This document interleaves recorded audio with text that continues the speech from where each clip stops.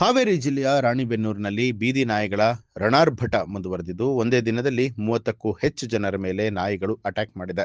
ಮಹಿಳೆಯರು, ವಯಸ್ಕರ ಮೇಲೂ ಕೂಡ ದಾಳಿಯನ್ನ ನಡೆಸಿರುವಂತಹ ನಾಯಿಗಳು ಮನೆ ಮುಂದೆ ನಿಂತಿದ್ದ ಮಗುವಿನ ಮೇಲೂ ಕೂಡ ಡೆಡ್ಲಿ ಅಟ್ಯಾಕ್ ಮಾಡಿದೆ.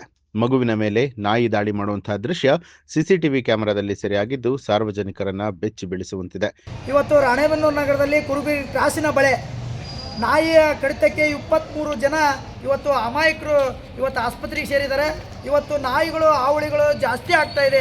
ಪತ್ರಿಕೆ ಪ್ರಕಟಣೆ ಆಗಿದ್ದರೂ ಕೂಡ, ಮಾಧ್ಯಮದಲ್ಲಿ ಬಂದರೂ ಕೂಡ ಇವತ್ತು ಅಧಿಕಾರಿಗಳು ಎಚ್ಚೆತ್ತುಕೊಂಡಿಲ್ಲ. ಕೂಡಲೇ ಅಧಿಕಾರಿಗಳು ಎಚ್ಚೆತ್ತುಕೊಂಡು ಆ ನಾಯಿಯನ್ನು ಕೂಡಲೇ ಹಿಡಿದು ಒಂದು ಕಡೆಗೆ ಇದನ್ನು ಮಾಡಬೇಕು. ಇಲ್ಲ ಅಂದರೆ ಇನ್ನೂ ಹೆಚ್ಚು ದಾಳಿ ಮಾಡುವ ಸಾಧ್ಯತೆ ಇದೆ. ಕೂಡಲೇ ಇದನ್ನು ಮಾಡಲಿಲ್ಲ ಅಂದರೆ, ಆ ನಾಯಿಯನ್ನು ಹಿಡಿಲಿಲ್ಲ ಅಂದರೆ ನಾವು ಸಾಕಷ್ಟು ನೋವುಗಳಾಗ್ತತಿ. ದಯಮಾಡಿ ಅಧಿಕಾರಿಗಳು ಕೂಡಲೇ ಸ್ಥಳಕ್ಕೆ ಧಾವಿಸಿ ಎಲ್ಲಿದೆ ಅದನ್ನು ಹುಡುಕಿ ಆ ನಾಯಿಯನ್ನು ಬೇರೆ ಕಡೆಗೆ ಸ್ಥಳಾಂತರ ಮಾಡಬೇಕಂತ ಈ ಮೂಲಕ ಅಧಿಕಾರಿಗಳಿಗೂ ಮತ್ತು ಮಾಧ್ಯಮದ ಮುಖಾಂತರ ಜನಗಳಿಗೂ ಒಂದು ಎಚ್ಚರಿಕೆಯ ಸಂದೇಶವನ್ನು ರವಾನೆ ಮಾಡ್ತಾರೆ. ನಾಯಿ ದಾಳಿಗೆ ಒಳಗಾದ ಗಾಯಾಳುಗಳಿಗೆ ರಾಣಿಬೆನ್ನೂರು ತಾಲೂಕು ಆಸ್ಪತ್ರೆಯಲ್ಲಿ ಚಿಕಿತ್ಸೆಯನ್ನ ಮುಂದುವರಿಸಲಾಗಿದ್ದು, ಆಸ್ಪತ್ರೆಗೆ ಸ್ಥಳೀಯ ಶಾಸಕ ಪ್ರಕಾಶ್ ಕೋಳಿವಾಡ ಭೇಟಿ ನೀಡಿ ಗಾಯಾಳುಗಳ ಆರೋಗ್ಯ ವಿಚಾರಿಸಿದ್ದಾರೆ.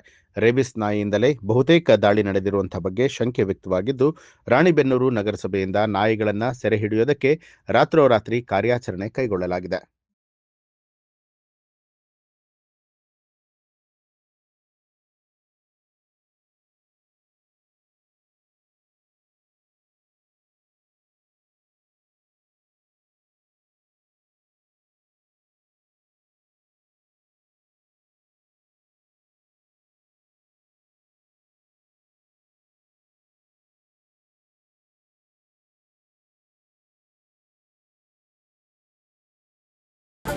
ನ್ಯೂಸ್ ಅಲರ್ಟ್ ನಿಮ್ಮಿಂದ ನಿಮಗಾಗಿ.